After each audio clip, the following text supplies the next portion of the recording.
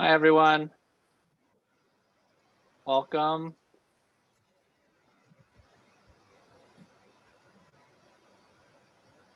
People are filtering in.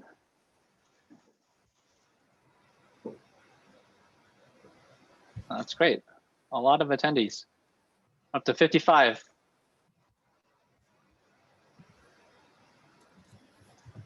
$58, $59.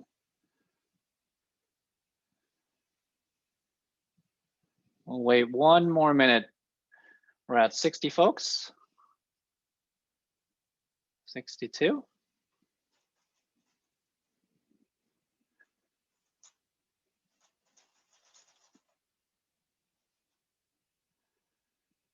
$63, we're about stable. $64. It's a great turnout.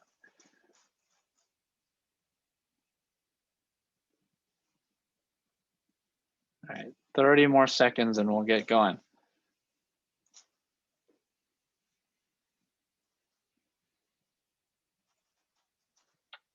All right, we'll kick this off. Hi, everyone. My name's Andy Yang. I'm CEO of Indiegogo.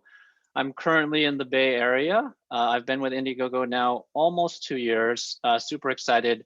Indiegogo's mission is to empower people to unite around ideas that matter to them and together make those ideas come to life. And I'm super stoked to have Sonny Vu with me, the CEO of Superstrata. Sonny's been a long-time entrepreneur and advocate. And Sonny, why don't you give a quick intro about yourself? Hi, everyone. We've been looking forward to doing this event for some time now. And now that we have a lot more information, we're just looking forward to sharing with you guys. I myself, I'm an entrepreneur. I've been starting and building startups for as long as I can remember. I actually left university early to start my first company about 25 years ago. And just haven't really stopped. You know, our last company we did also with some roots in Indiegogo was Misfit Wearables, which is a wearable, a fashion wearable technology company. Very grateful for just a long partnership with Indiegogo over the last, gosh, almost 10 years now, Andy. When we first launched Shine on the platform, I think it was in 2012 or something like that. Yeah. So yeah, it's been a lot of fun, been doing that. And so we sold that company to Fossil Group, a fashion conglomerate, a watch company.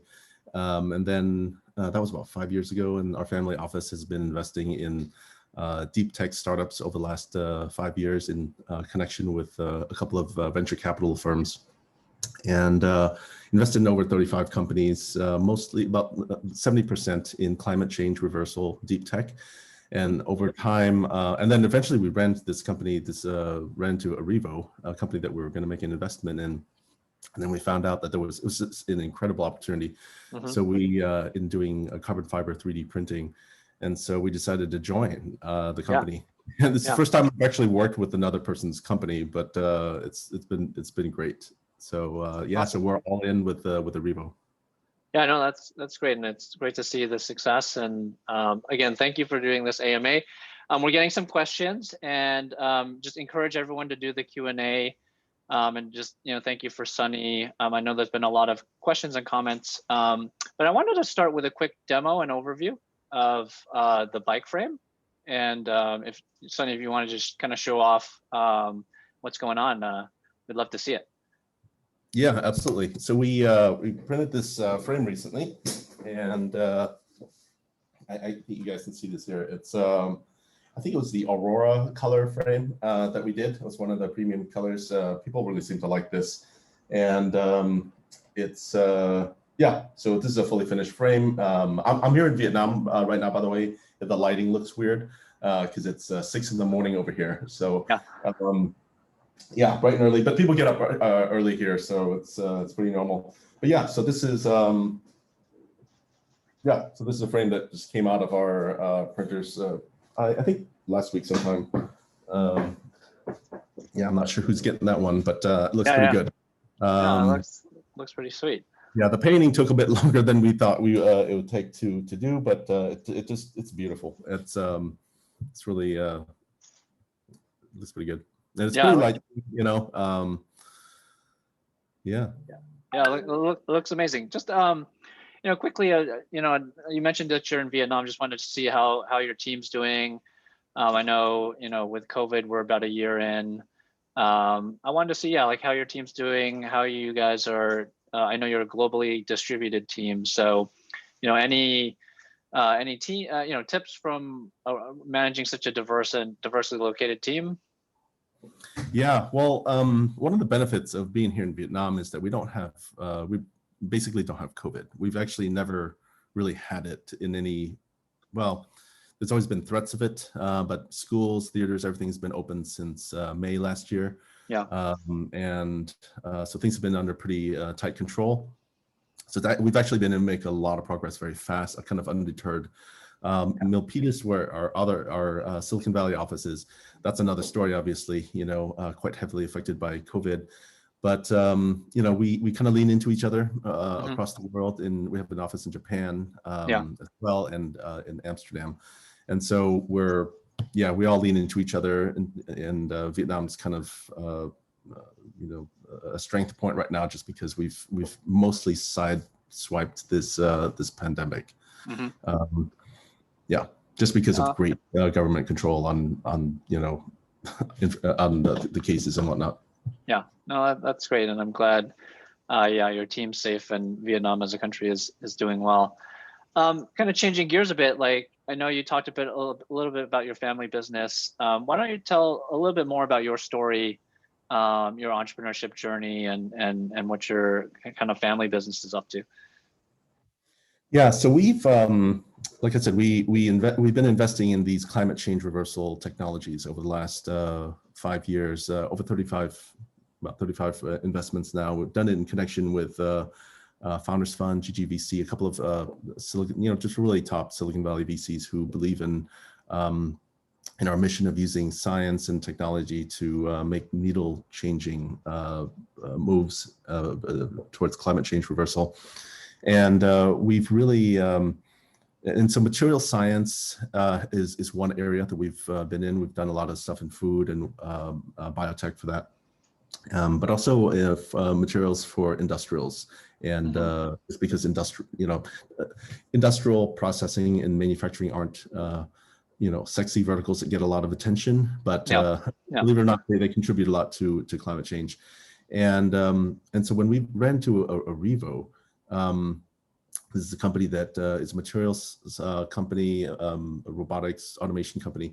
We got excited because the mission there, we realized, was to make the world lighter. If we can make things that are lighter, I think we win across the board. More efficient transportation, more efficient architectural structures. Even one of our big investors is Obayashi, a big Japanese development construction company. And so that was, I'm like, okay, that we can sign on to. And it was also something we could lean into our connections in Asia to industrialize quickly. The technology had been developing for 7 years, and so I kind of felt my role was to come in to help industrialize this technology. And one of the ways was actually to build a consumer product that people can relate to and get going with it. So Superstrata was it. Yeah, no, that's amazing. And I know a lot of people have questions around the actual product. What are some of the features, that earlier viewers or that your teams, really enjoy and really love about the Superstrata? Yeah, so I mean, we've leaned into design first. The design without the seat tube really, I think, caught a lot of attention and hearts, and not just minds. And so, the design is one thing that's kind of self-apparent when you look at it, and it's something that we continue to refine and make better over time. But really, the main thing is just our narrative around the fact that it is one of the first, if not the first, certainly the first, I think, mass production, truly unibody carbon fiber frame. And so it's a lot stronger than what you would expect from a carbon fiber frame. Because usually, they're super expensive bikes that are very light, but they're pretty frail. You ram it into a tree or good luck. You know, you're talking about thousands of dollars of repair if that's even possible. Yeah.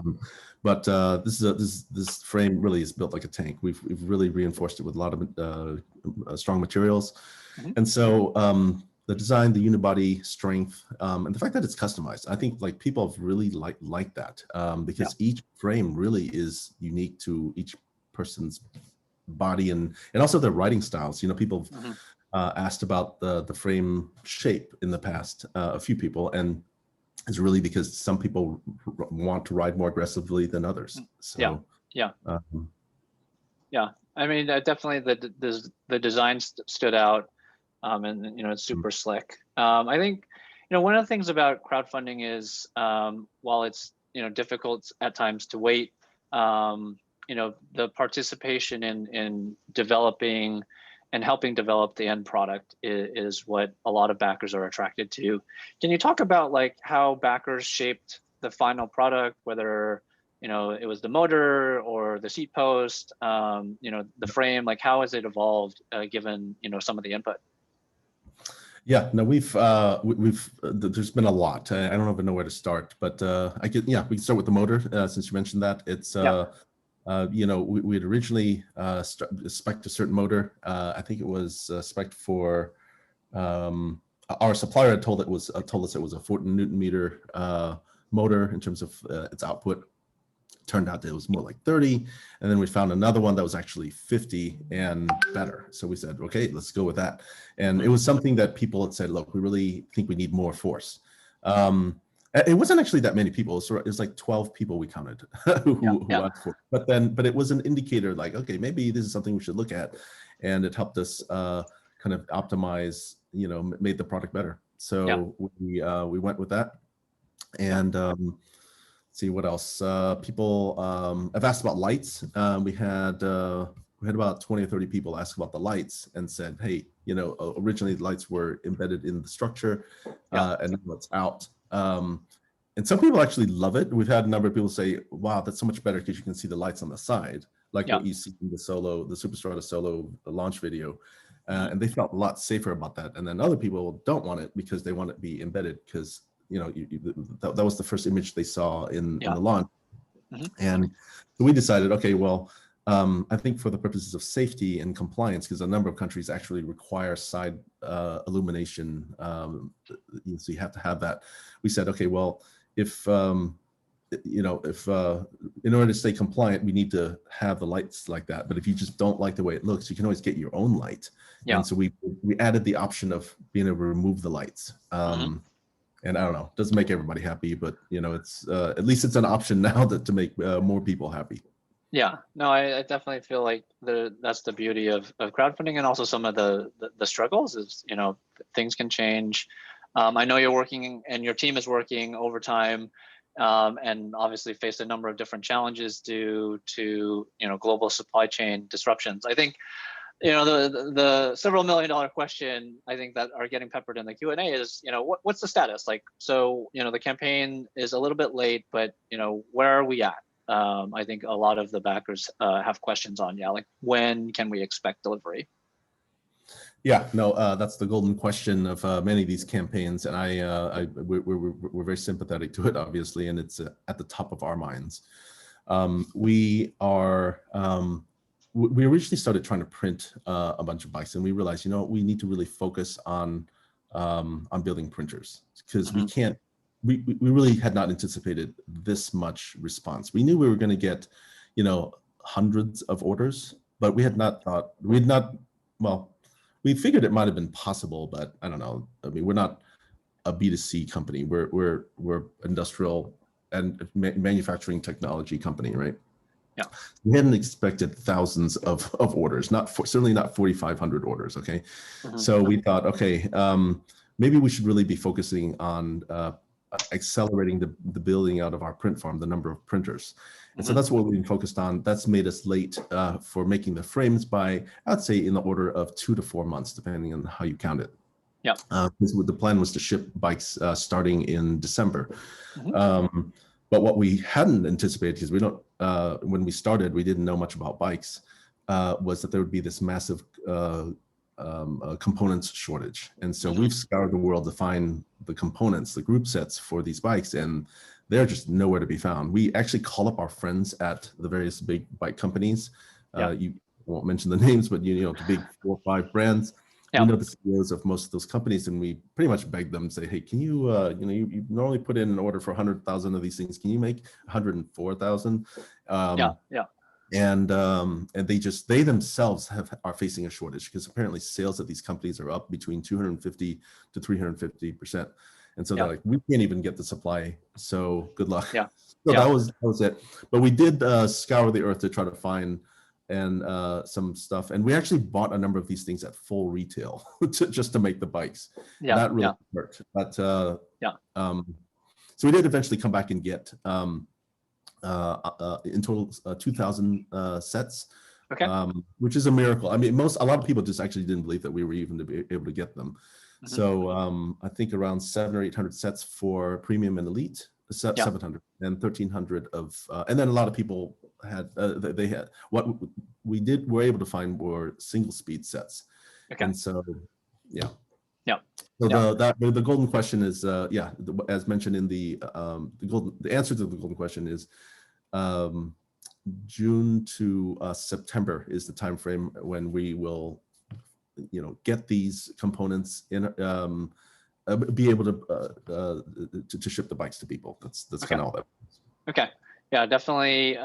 There's a lot of eager backers that are waiting for it, and rightly so. It's an amazing bike. It looks amazing. There's definitely been challenges with group sets. You know, in the States, it's very difficult to get a bike, and so I think the COVID pandemic, not to blame everything on COVID, but it's definitely exacerbated demand in specific SKUs and different categories. I want to move to questions from the backers. I think the first two have been a common one. So like one of the ones that's most common is, you know, in light of the recent news that the bikes with the regular group set will be delayed until July 2022, are you planning to offer the option for backers to get a full refund? If not, why not? Yeah, so the short answer is we are making the short answer is no. We will not be offering refunds because we've already purchased the materials and put in the orders for these group sets. We've spent millions of dollars on that, so we're on the hook for that. So we won't be able to offer refunds. So what we've done is we are letting people have the option to convert over to a Superstrata Solo. Okay. And then, so against all odds, like I think you've mentioned this already, you guys did manage to get components for some of the backers. You're talking about the group sets. How many were you able to get? Yeah, so 2,000 units. So we 700 of the premium and elites, and 1,300 of the single speed, the Solo. Okay. And so we're making the Solo is something we've been thinking about since the beginning. Actually, our very first kind of comment back or email back from people was that we have a they wanted they asked, like, why not do a single speed? I really want a single speed. You guys don't have a single speed. And we just kind of put that aside. And then we had probably, I forgot how, it must have been over 50 people who asked about this. And then we kind of pushed it back in the back of my mind. And then eventually, when we were looking for those group sets and everybody kept coming back and saying, hey, well, we do have single speeds. Those are pretty cool. And so why don't you just get those? And we thought, you know, with enough people asking about this, why not do that? So we actually decided to really develop another product in the Superstrata Solo and just launch it. And so we did that. And and we're making that available to everyone who is in the standard set that would otherwise be delayed. And so we can get them that now. And in fact, when we get their sets next year, we'll send those to them as well. So in fact, they'll have 2 group sets. That's awesome. Yeah. It's great. Awesome. I'd love to, open it up to the Q&A now. And there's at least 42 questions. And then, so Sonny, if you want to, do you want to go through them, or do you want me to?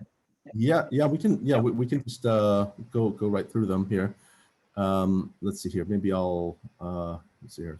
How should we do this? Let's see. Some of them looks like they've been answered.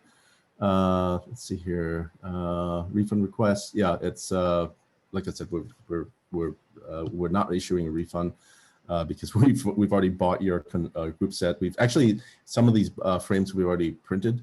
I have a feeling we're gonna be sitting on quite a few of these printed frames soon, just because we will have caught up. But you know, we'll be waiting on the sets to come.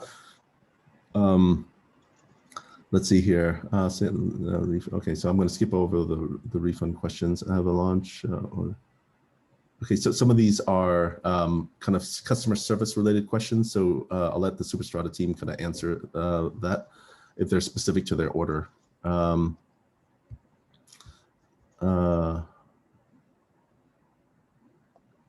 Let's see here. I live in Vermont. Well, I need to keep my bike inside my heated house in winter and out of the hot garage in summer. I actually would not know, but I don't think so. It's a pretty robust, answer this question live.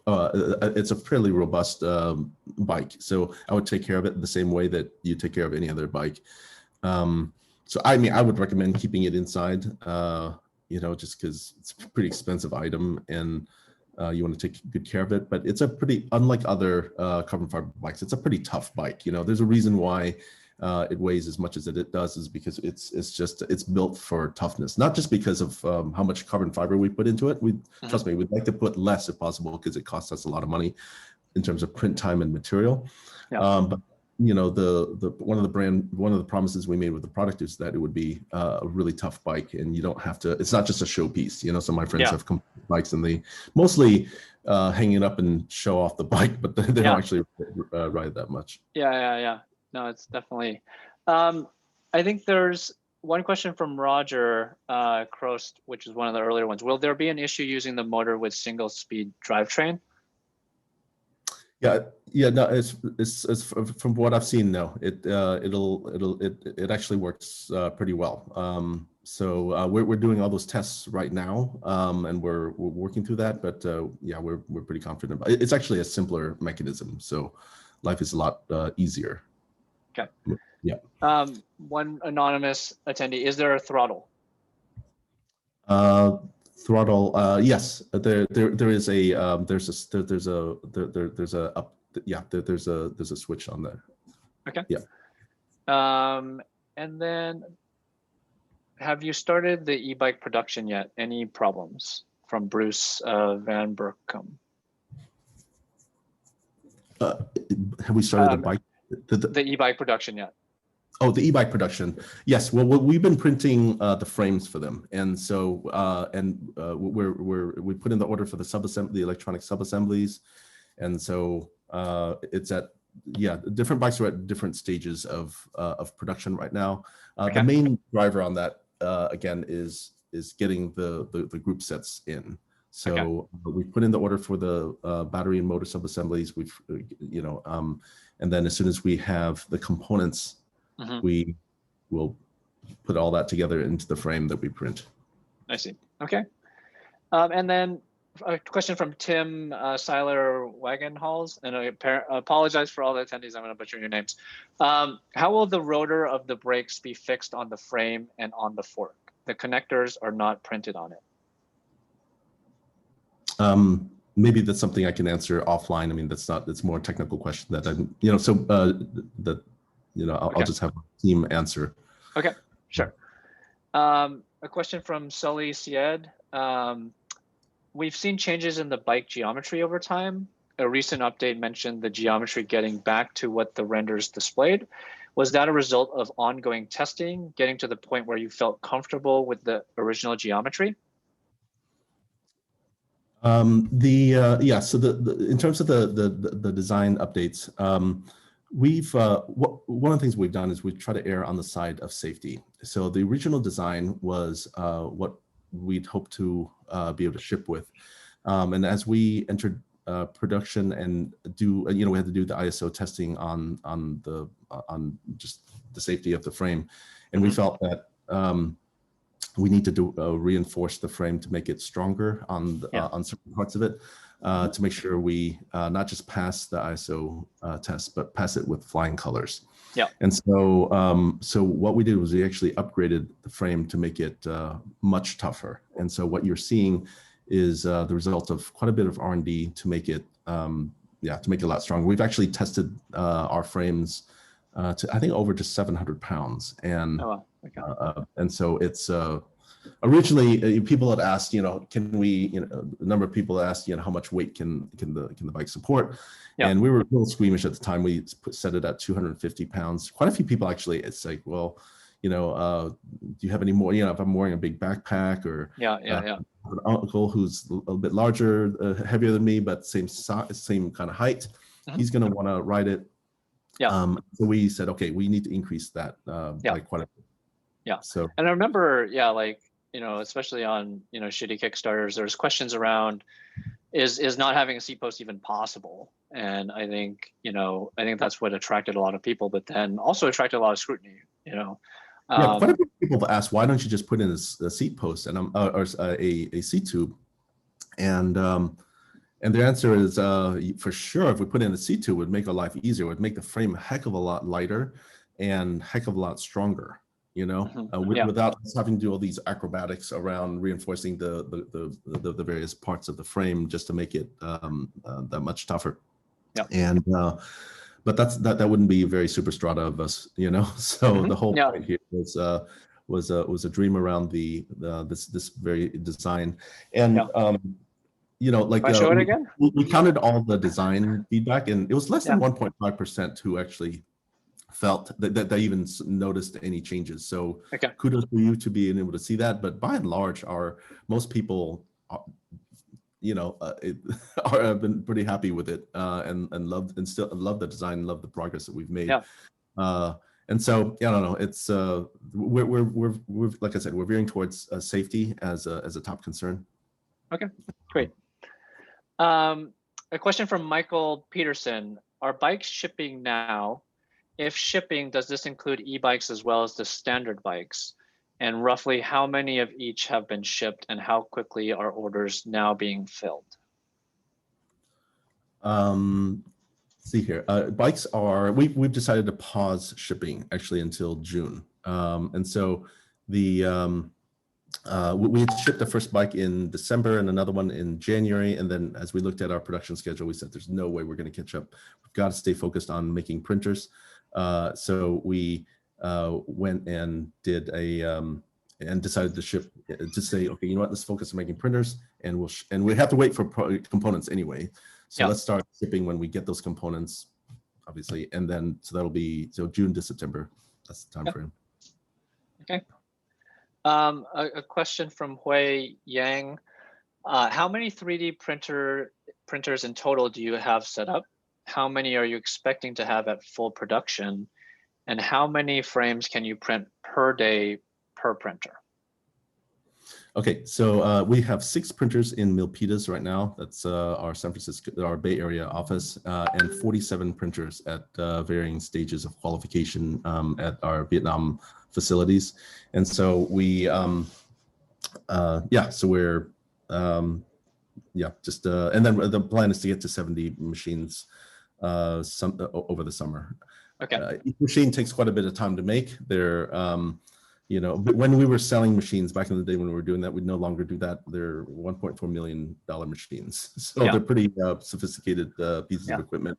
And they take, each one of them takes 6 man weeks to qualify, to installation qualification, operational qualification, production qualification. Yeah. So it's an all-out effort to get these things online so we can print. Mm-hmm. I mean, there are no composite printers like what we have right now, so it's quite a bit of. Fortunately, all the invention work has been done. That's what was done in the first 7 years of the company's existence, and now it's industrialization. Yeah. No, And then, the production hell, as Elon Musk calls it. that's I right. guess the second part of that question was how many bikes can they print per day, I guess, for one machine? So right now, one bike per day, a little bit over time, we should be able to do a little bit better than one per day. Okay. So the plan is to get to around 2,000 by the end of Q3, by like September, October this year. We'll be able to produce 2,000 bikes per day. I'm sorry, per month. So we'll be at a pretty fast clip. Yeah. It depends on the size of the bike and that kind of thing. So more larger ones will take a little bit longer to print. Sure. But it does bring up an important thing because I think what people are used to in traditional manufacturing is once you have the design, that's what you make, that's it. And that is not the case here. So for us, we are constantly making algorithmic improvements. So this is digital manufacturing. This is not, bladder molds and wrapping and then putting into an autoclave and then sanding. I mean, that's very 2019 of people to think that way, right? Yeah. And so we are constantly improving this frame. So in fact, the more frame bikes we make, the better we get at doing that. So right now it'll take, I don't know, something like 18 or 19,000 strips to print a bike. And as we're able to reduce that, geometry optimize, structurally optimize, it actually enables us to print faster. And with less material, while in many cases improving the structural qualities of the frame. Now you won't be able to see that, but you'll have that benefit as we have more and more experience with printing these frames. I mean, this is the first time a frame has been robotically produced like this, and so there's a lot of improvements that we're continuing to make. Yeah. And generally, as we've seen in, at least, with Tesla, the later cars, so essentially the longer you wait, the better the manufacturing, the more you learn about the internal process, right? So I think there is, while it's hard to wait, I assure all the backers, it's definitely, I feel your empathy, it's hard to wait, but there is something that the longer you wait, the better the product does. A question from Jamshed Ali. Carbon wheels have not even been shown. What's the progress on that? He's talking about the carbon fiber wheels that we. Yeah, the carbon fiber wheels. Yeah. Yep. We're obviously working very hard on that. We've got a team member dedicated to getting that to production quickly. It's coming. It's we decided to prioritize getting the bike, the frame, and the components and whatnot first, and then we will. But we've printed these in house. They are coming. Most likely they will be delayed. I don't know, a month or two after the bikes, but rest assured, the people getting the bikes will have a full bike so that they'll be able to ride with regular wheels. And then as soon as the composite wheels are done in production, we'll send it to people. It's tough. The wheels. It's like there's a whole industry around composite wheels, and here we are showing up and printing them. And so we're definitely shaking up the status quo. We want to, again, we're leaning towards safety, and we want to do as much testing as we can, just triple checking that it's a safe. I mean, you're riding on it after all, so you want to make sure that it's super strong. And so the good news is we've been able to print them. They worked. Now we just got to make sure that we can do it repeatably, and there's less variation in that, obviously, because it's just the wheel, and so we want to make sure the one that we do ship is really awesome and safe. Yep, awesome. I know we don't have too much time left, but there's quite a few questions. Let's try to get through them as much as possible. But the question from Chris Mork. I have a few questions. I also understand that it's not unusual for a campaign to take longer than expected. Thank you, Chris, for that. But some updates on where you are currently would help me adjust my expectations. Number one, are you printing bikes in the order they were received? I'll ask questions like there's a three-part question. So I think the first one would be, are you printing bikes in the order that they were received? Yeah, so we are printing them in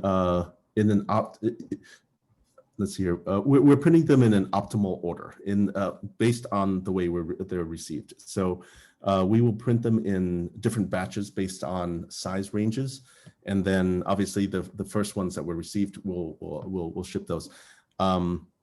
But we're also optimizing for the component sets. So for the premium and elites, so the first premium and elites will be printed that we received will be printed first.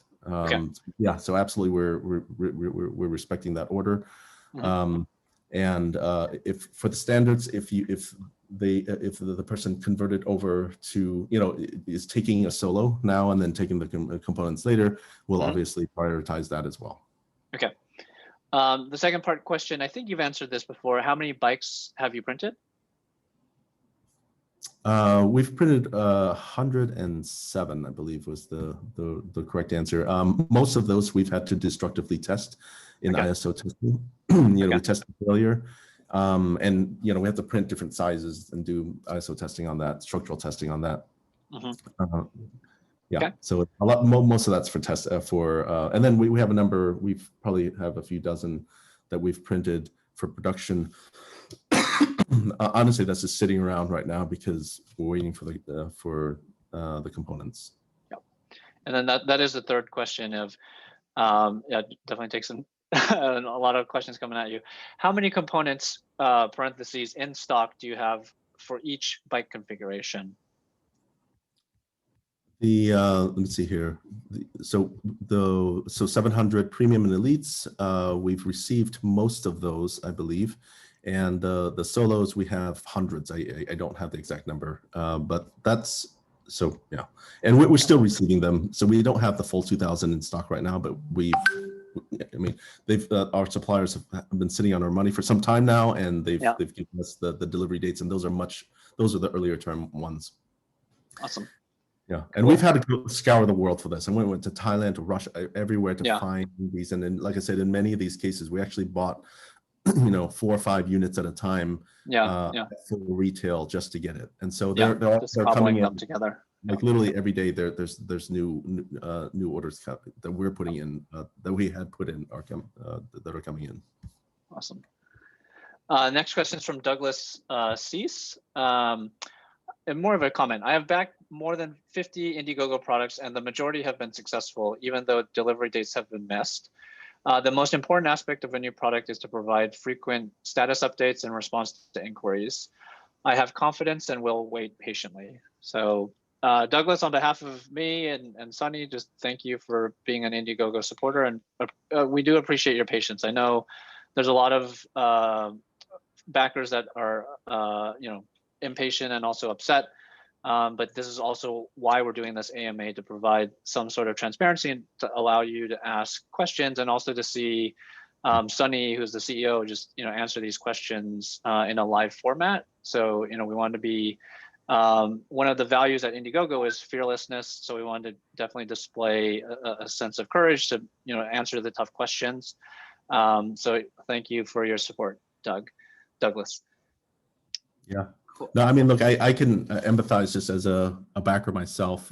I've backed over 800 campaigns, both on Indiegogo and the other platform. And I think that, we've like over 95% have shipped.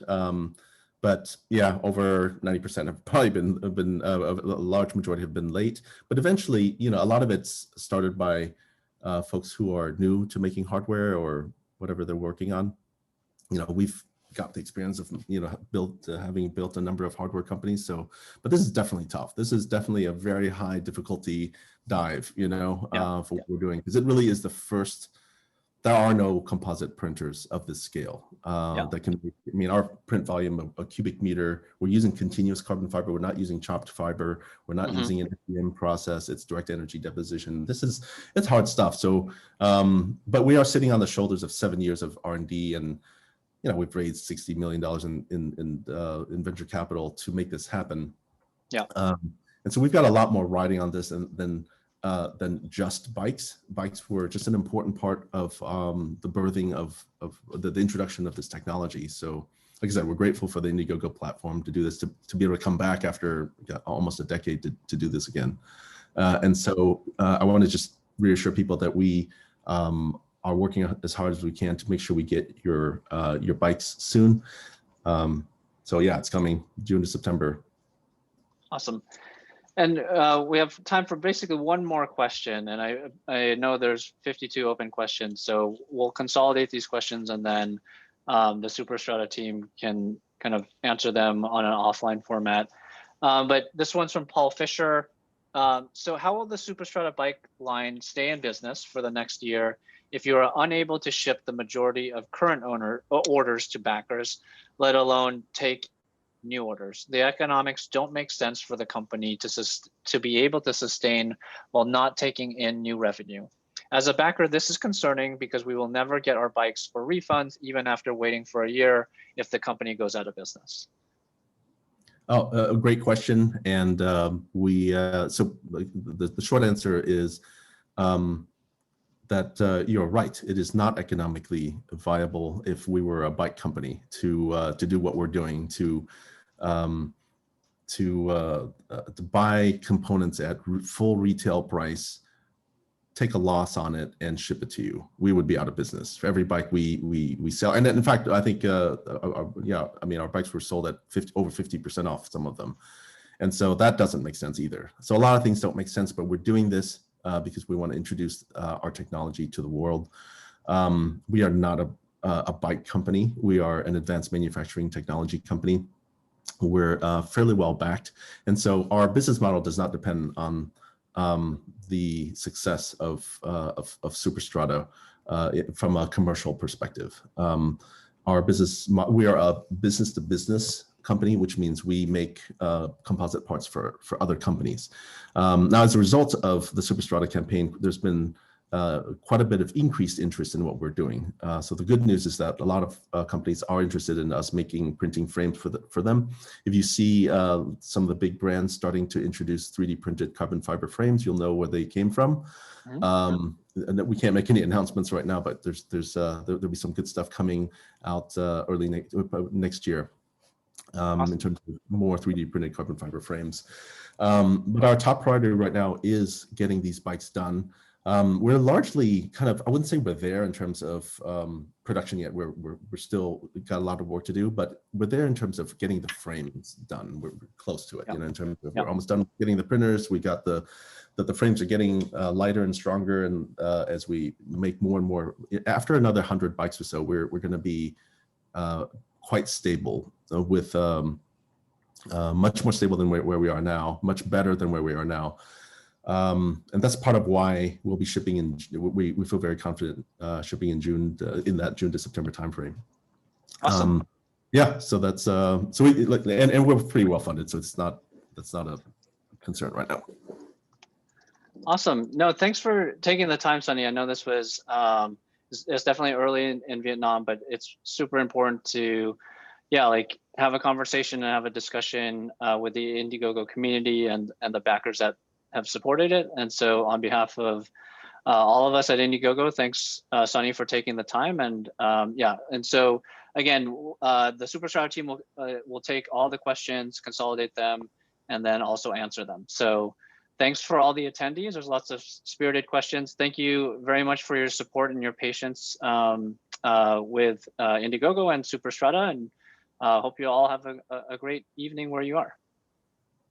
Great. Thanks everyone for showing up. We're looking forward to seeing you online. If you have questions and want to, please continue to email Heidi, and her and her team will get back to you as soon as they can.